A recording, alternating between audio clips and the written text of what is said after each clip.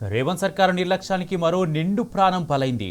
కొనుగోలు కేంద్రాల్లో ధాన్యం సేకరణలో చూపిస్తున్న అలసత్వానికి అన్నదాతల గుండెలు పగిలిపోతున్నాయి. జోగులాంబ గద్వాల జిల్లా మనోపాడు మండలం కలుకుంట్ల రైతు వేదిక దగ్గర జమ్మన్న అనే రైతు గుండెపోటుతో మృతి చెందాడు. బోంకూరు గ్రామానికి చెందిన మొక్కజొన్న రైతు జమ్మన్న 12 రోజుల క్రితం కొనుగోలు కేంద్రానికి మక్కలు తీసుకొచ్చాడు. కొనుగోలు కేంద్రంలో మక్కలు విక్రయం కోసం గత 12 రోజులుగా ఎదురు చూస్తాడు. 12 రోజుల తర్వాత నిన్న మక్కలకు తూకం వేశారు. తూకం ప్రక్రియను పూర్తి చేయకుండా మళ్లీ బుధవారం రావాలని ఇంటికి పంపివేశారు.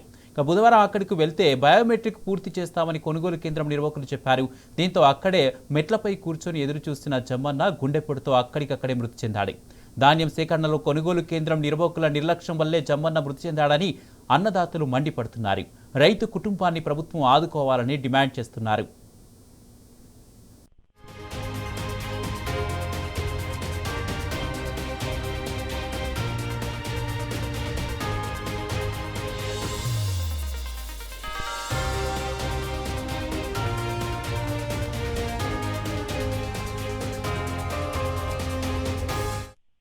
గత 4 రోజుల నుంచి మొక్కజొన్న కొనుగోలు కేంద్రంలో డే అండ్ నైట్ నిర్దేశించడం వలన అతను ఆరోగ్యం కొంచెం క్షీణించి రోజు మరణించడం జరిగింది.